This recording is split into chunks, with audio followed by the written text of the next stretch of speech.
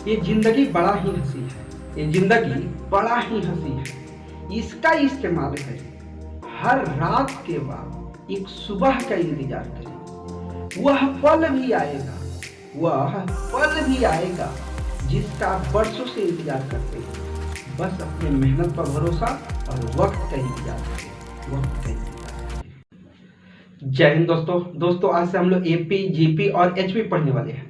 यदि आप SSC, railway, bank या किसी भी कम्पिटिटिव एग्जाम की तैयारी करते हैं या इसके साथ ही साथ आप 10th की तैयारी करते हैं या 11th की करते हैं तो आपके लिए ये यूजफुल होगा। तो आइए हम लोग वीडियो शुरू करते हैं। सबसे पहले हम लोग एपी पढ़ेंगे। एपी यानी कि अर्थमेटिक प्रोग्रेशन। ये क्या होता है?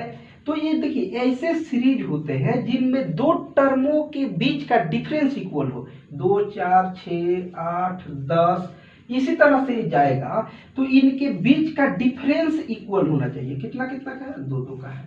डिफरेंस इक्वल होगा तो ये एपी में होगा। जैसे अभी एक और एग्जांपल ले लेते हैं, 3, 6, 9, 12 इस तरह से जाए तो ये एपी में होगा। क्यों? क्योंकि इनका डिफरेंस इक्वल है। तब तो हम आपसे पूछते कि बताइए ये एपी है कि नहीं है? कहिएगा सर बिल्कुल है। अभी आप ही तो बताए कि बीच का डिफरेंस इक्वल होगा तो ये एपी हो जाएगा, लेकिन नहीं, ये एपी नहीं है। रीजन क्या है एपी न होने का? देखिए एपी का मतलब प्रोग्रेस भी होना चाहिए, प्रोग्रेशन है, तो ये इसमें कोई प्रोग्रेस नहीं हो रहा है, इसलिए ये एपी नहीं है। इनमें प्रोग्रेस हो रहा है, इसमें हो रहा है। वो चाहे पॉजिटिव डायरेक्शन में हो, नेगेटिव में हो, उससे मतलब नहीं है। जैसे माइनस भी लगा रहता है, इससे कोई फर्क नहीं पड़ता। ठीक है, अब आइए इस पर क्या क्या फॉर्मूला बनता है उसको हम लोग जानते हैं।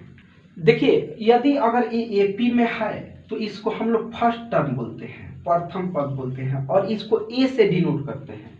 अगर यहीं पर अंत हो जाता है तो इसको हम लोग लास्ट टर्म बोलते हैं, अंतिम पद, यानी कि ए एन से डिनोट करते हैं या टी एन से डिनोट करते हैं। ध्यान में रखिएगा। कॉमन डिफरेंस यानी कि इनके बीच का अंतर, इसको हम लोग स्मॉल डी से डिनोट करते हैं। नंबर ऑफ टर्म यानी पदों की संख्या कितनी है तो इसको हम लोग स्मॉल एन से डिनोट करते हैं। अब इसी को ध्यान में रखते हुए एक फार्मूला क्या होता है, ए एन बराबर a plus n minus 1 into d. ये एक फार्मूला होता है। इसमें से कोई एक दिया रहेगा, सॉरी कोई इसमें से एक नहीं दिया रहेगा तो हम लोग इस फार्मूला से निकाल लेंगे। ठीक है, अब देखिए एक एवरेज का फार्मूला पढ़े होंगे पहले। एवरेज निकालने का एक फार्मूला क्या होता है, औसत निकालने का एक फार्मूला आप लोग पढ़े होंगे। क्या होता है, पदों का योगफल बट्टे पदों की संख्या, ये आप पढ़े होंगे। लेकिन अगर इस सीरीज एपी का है और इसका एवरेज निकालने के लिए बोला जाए तो इसका एवरेज का फार्मूला, औसत निकालने का फार्मूला क्या होता है, फर्स्ट टर्म प्रथम पद प्लस लास्ट टर्म अंतिम पद, ए एन या टी एन जो भी लिखना है लिख लीजिए, बाई 2। अगर कभी भी एपी दिया हुआ है तो उसका एवरेज पूछेगा तो आप पहला पद प्लस अंतिम पद बटे 2 कर दीजिएगा, एवरेज निकल जाएगा। ठीक है, अब आइए हम लोग एसएन का फार्मूला जानते हैं। यदि हम इन सब को जोड़ने के लिए बोले तो इसका फार्मूला क्या होता है, योगफल का फार्मूला क्या होता है, सम।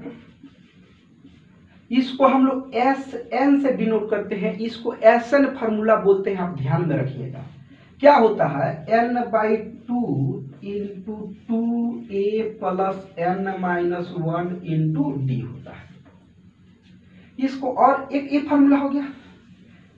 इसको और अगर एक्सटेंड करेंगे तो n बाई 2, यहाँ 2a को हम a प्लस a लिख दें तो क्या कुछ गलत करेंगे? नहीं, बाकी n माइनस 1 इंटू डी। और अभी बताए आपको कि इसका फार्मूला क्या होता है, अभी कुछ देर पहले ही बताए an, तो फाइनली बनेगा n by 2 into a plus a n. अब देखिए ए यानी कि पहला पद और लास्ट पद, अंतिम पद। तो आप एक और फार्मूला क्या जाने एस एन का, कि n/2 इंटू प्रथम पद प्लस अंतिम पद।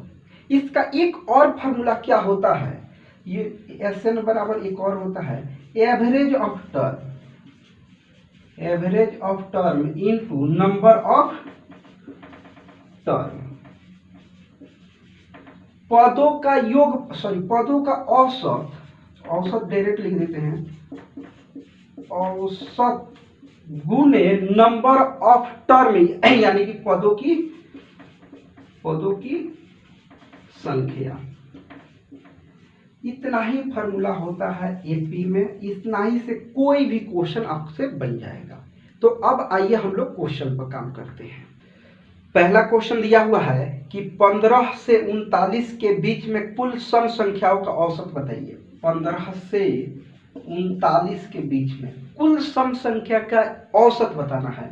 तो इसके बीच में पहला सम संख्या 16 होता है, फिर 18, फिर उसके बाद में 20, इसी तरह से कहाँ तक 38 तक, और इसका एवरेज बताना है। तो एवरेज के लिए अभी जस्ट बताए, औसत के लिए अभी जस्ट क्या बताए फॉर्मूला बताइए। आप लोग बोले थे कि प्रथम पद a प्लस अंतिम पद an/2। काम करते हैं, प्रथम पद कितना है 16, अंतिम पद 38 और बटे 2। तो ये जोड़िएगा तो 38, 40, 54 और बटे 2 यानी कि 27। इसका एवरेज कितना निकल गया 27 हो गया। ठीक है, आइए अगला क्वेश्चन देखते हैं। अगला क्वेश्चन दिया हुआ है 3, 7, 11, 3, 7, 11, 79 में कुल पदों की संख्या बताइए। तो क्या दिक्कत है, कुल पदों की संख्या के लिए तो an का फॉर्मूला लगाएंगे, an बराबर a plus n-1 into D. अब an यानी कि अंतिम वाला पद, अंतिम वाला कितना है 79, a यानी प्रथम पद कितना है 3 है, प्लस n-1, तो अब तो n निकालना ही है, n तो हमको दिया कहाँ से रहेगा, उसी को ज्ञात करना है, रहने देते हैं। d निकालना है, तो d यानी कि कॉमन डिफरेंस, तो दोनों का अंतर कितना है 4 है, तो इंटू 4। काम करो, इधर ये प्लस में है, इधर आएगा तो माइनस हो जाएगा, तो 79 में से 3 घटाओगे तो 76 हो जाएगा, 76 हो जाएगा। और देखो इधर 4 गुना में है, इधर आएगा तो भाग हो जाता, तो डायरेक्ट हम 4 से भाग दे देते, तो यहाँ क्या बचा n-1, यही ना बचा, तब भाग दीजिएगा तो 19 चौका 76, तो n बराबर इधर माइनस में उधर जाएगा तो प्लस में 20। कुल पदों की संख्या कितनी है 20 है, इसमें टोटल 20 टर्म है। अगला क्वेश्चन क्या बोल रहा है कि एपी 8, 11, 14, 8, 11, 14, इसी तरह से अगर कुल 20 टर्म लिखा जाए, कितना 20, टोटल 20 टर्म लिखा है, यानी कि n बराबर 20, नंबर ऑफ टर्म 20 लिखने पर बताइए कि सभी का योगफल क्या होगा। तो योगफल ज्ञात करना है, तो n पता ही चल गया, पहला टर्म पता है, काम करते हैं, Sn बराबर n/2 into 2a plus n-1 into D.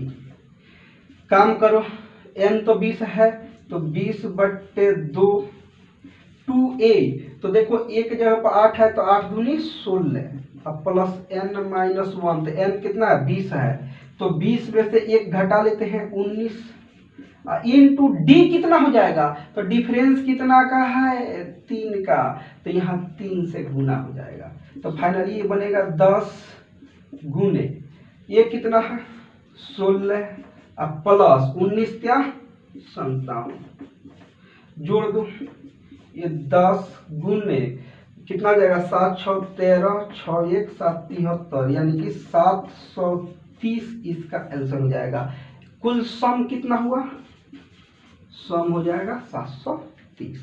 उम्मीद करते हैं कि जो पढ़ाई आपको समझ में आया है, अगर समझ में आ रहा है तो वीडियो को लाइक, सब्सक्राइब और शेयर जरूर करें।